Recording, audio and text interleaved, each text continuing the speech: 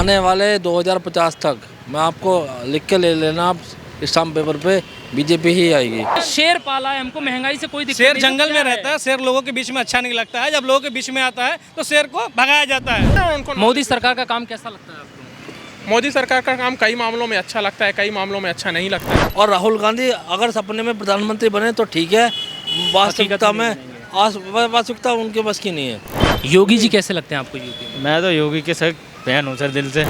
Vote किसको जाएगा? Vote हमारा योगी जी को ही आएगा। योगी जी, मोदी जी को। चलिए, मतलब काम अच्छा हुआ है। यदि बीजेपी ना रहा ना तो सरकार नहीं चलने देगा, इंडिया गुलाम हो जाएगा। नौकरी के लिए सर मैं इस समय खिलाफ हूँ सरकार के। नौकरी को लेके आप भी मानते हैं कि नौकरियां नहीं है? नौकरियाँ नहीं है सर। मतलब बेरोजगारी है। खड़े बेचारे पूरे दिन मक्खी मार रहे हैं, हम लोग भी मक्खी मार रहे, बेरोजगारी है तभी तो मार रहे मक्खी है। मोदी जी कल को प्रधानमंत्री नहीं होंगे तो आपको क्या लगता है बीजेपी में कौन है ऐसा? तो फिर गया। क्या मोदी ने कुछ अगर नहीं किया है तब भी बहुत कुछ किया है। ये सब समझने वालों के लिए, जो नहीं समझते हैं वो मत समझे। जोड़ो यात्रा में आपको क्या लगता है, कुछ हुआ उससे, कुछ फर्क पड़ा? भारत जोड़ो यात्रा इनका ड्रामा था और कुछ नहीं था। कानून व्यवस्था को लेके बहुत सवाल खड़े बिल्कुल होते हैं। योगी जी कानून व्यवस्था में बिल्कुल फेल है। अभी अतीक अहमद का आपने देखा शूटिंग, यहाँ पे कोई लॉ ऑर्डर नहीं है। इनके टाइम पे क्या था? 2G घोटाला, स्पेक्ट्रम घोटाला, कॉमनवेल्थ गेम घोटाला। लेकिन हर कोई अगर सरकारी नौकरी की ही तरफ बढ़ने लगेगा तो इतने रोजगार कहाँ से आएंगे? यार आप भी राय दे दो यार अपनी। बताओ जी। ऑटो वाले लोगों ने हमें बताया 2024 का माहौल आपको कैसा लग रहा है? क्या लग रहा है 2024 में? वो कह रहे हैं सरकार से उम्मीद तो बहुत थी लेकिन ज़मीनी स्तर पे वो चीज़ निकली नहीं। आप कैसे देख रहे हैं 2024 में, मौका देंगे नहीं देंगे? मैं सरकार को मौका देना चाहूँगा सर। देना चाहोगे? मतलब क्या है, आप कुछ बताइए कि हमने भाई इस चीज़ के लिए हम चाहते हैं कि सरकार को मौका मिलना चाहिए। सरकार ने सर जो भी किया है हमारे देश में बहुत कुछ बदला हुआ है। आप देखिए यहाँ दिल्ली NCR में पहले कुछ नहीं था, आज देखिए आप साला गांव की जगह बिल्कुल शहर हो चुका है ये आपका नोएडा। मतलब डेवलपमेंट हुआ है ना? बहुत ज़्यादा। नौकरी को लेके क्या लगता है आपको? नौकरी के लिए सर मैं इस समय खिलाफ हूँ सरकार के। नौकरी को लेके आप भी मानते हैं कि नौकरियां नहीं है? नौकरियाँ नहीं है सर। मोदी सरकार ने वादा किया था, आपने भी सुना होगा, हर साल 2 करोड़ नौकरियां देंगे। क्या लगता है आपको इस वादे पे खरे उतर पाए हैं? वो हिसाब से सर गरीब आदमी तो वही का वही हाल है। क्या मतलब योगी का ऐसा क्या है आपको लगता है कि नहीं इनमें वो चीज़ है जो अब तक किसी में नहीं थी एज ए मुख्यमंत्री यूपी के? देखो पहली बात तो गुंडागर्दी खत्म हो गई है हमारे यहाँ। गुंडागर्दी, आप मानते हैं गुंडागर्दी पे कंट्रोल है काफी? बहुत ज़्यादा। पहले यहाँ आपका नोएडा जाने में भी दिक्कत होता था, वहाँ आप परी चौक की साइड चले जाओ, अभी आप किसी टाइम चले जाओ, अब रात के 2 बजे 3 बजे मैं भी टैक्सी चलाता हूँ, कोई दिक्कत नहीं होती है। योगी जी कैसे लगते हैं आपको? योगी जी बढ़िया है, सही काम कर रहे हैं। वोट किसको जाएगा? वोट हमारा योगी जी को ही आएगा। योगी जी, मोदी जी को। चलिए, मतलब काम अच्छा हुआ है। यार इधर से आओ, इनका लेंगे। आप तो आपसे भी बात करूंगा सर मैं अभी, है ना? बताइए सर। आप नाम बताइए बहुत सबसे पहले। हमारा राजेश गुप्ता है। राजेश गुप्ता। राजेश गुप्ता है, धनबाद डिस्ट्रिक्ट कोलफील्ड का रहने वाला हूँ मैं। धनबाद डिस्ट्रिक्ट, आप झारखंड के हैं? जी। आपको क्या लग रहा है 2024 का माहौल कैसा है? आप किसकी तरफ झुके हैं? हम तो यही बात बोलेंगे, सरकार चुतिया है अगर इधर उधर वोटिंग डालने वाला, ठीक है ना। यदि बीजेपी ना रहा ना तो सरकार नहीं चलने देगा, इंडिया गुलाम हो जाएगा। बता मतलब आपको लगता है बीजेपी जब तक है तब तक सुरक्षित है, वरना हाल बिल्कुल पुराने बिल्कुल। चले जाएंगे? हमारे ऐसा बंदा है ना, हमारे ऐसा बंदा आज भी हमारा, हम यहाँ पे खड़े हैं, यूपी में खड़े हैं, हमारा वोटिंग चल रहा है। आपको क्या लगता है बीजेपी की ऐसी क्या खासियत है जो आप कह रहे हैं कि नहीं बीजेपी गई तो सब गड़बड़ हो बीजेपी हर चीज़ में सही है, बीजेपी हर चीज़ में सही है, बोली में, चारी में, पैसा में, हर चीज़ में कोई लफड़ा शूटिंग नहीं है। कोई लफड़ा नहीं है? कोई लफड़ा नहीं है। जो इसको खाने नहीं मिल रहा ना, जिसे खाने नहीं मिल रहा वही उसको बदनामी कर रहा है। तो प्याज दे दीजिए। आपका नाम क्या है बॉस? सर मेरा नाम राजीव गोस्वामी है सर। राजीव गोस्वामी है। आप पंडित हैं? हाँ सर। आप ऑटो चलाते हैं, क्या करते हैं? नहीं, मैं ऑटो नहीं चलाता, मेरा बिजनेस है। बताइए सर। बिजनेस है। आपको क्या लग रहा है 2024 का माहौल आप कैसे देख रहे हैं? देखिए जहाँ तक कांग्रेस की बात है, ना तो उनके पास नेता है, ना नीति है, ना कुछ है। ठीक है, कांग्रेस एक डूबता हुआ जहाज है। कांग्रेस डूबता जहाज है, तो फिर कर्नाटक में सरकार उनकी कैसे बन गई? भारत जोड़ो यात्रा में आपको क्या लगता है, कुछ हुआ उससे, कुछ फर्क पड़ा? भारत जोड़ो यात्रा इनका ड्रामा था और कुछ नहीं था। आने वाले 2050 तक मैं आपको लिख के ले लेना, आप स्टाम्प पेपर पे बीजेपी ही आएगी। देखिए इनकी नीति खराब है, इनके पास ना नीति है ना नेता है। ना नीति है ना नेता है। आप 2024 में किसको देंगे वोट? देखिए हमने पूरे देश की जनता, जो देशभक्त जनता है और जो देश का आज से पहले तो वंदे भारत इन्होंने तो सोचा भी नहीं था।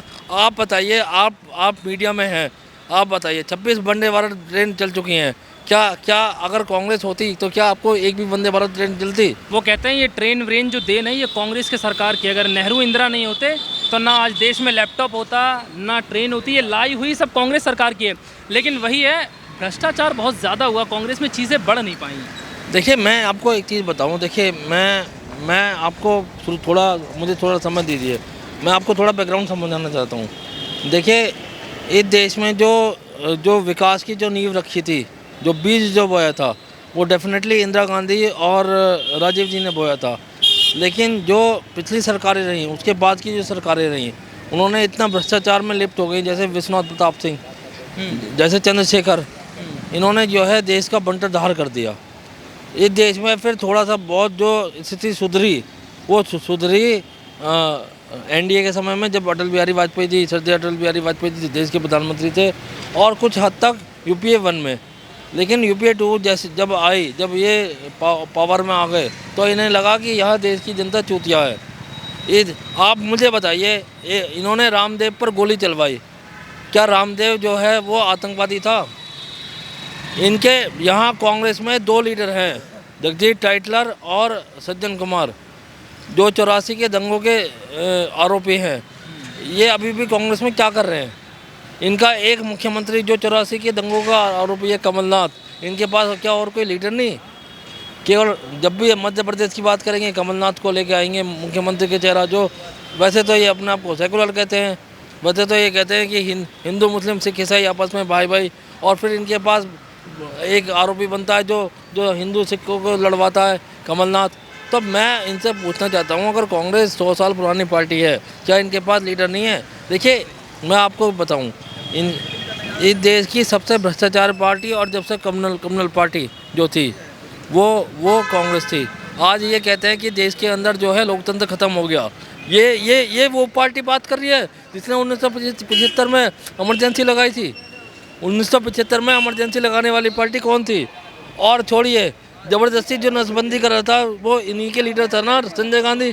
हमने तो नहीं करा। बीजेपी आपको क्या लग रहा है 2024 का माहौल कांग्रेस के लिए नहीं है? मतलब देखिए कांग्रेस, मैंने आपको बताया, इट इज़ भाई साहब से बात करता हूं।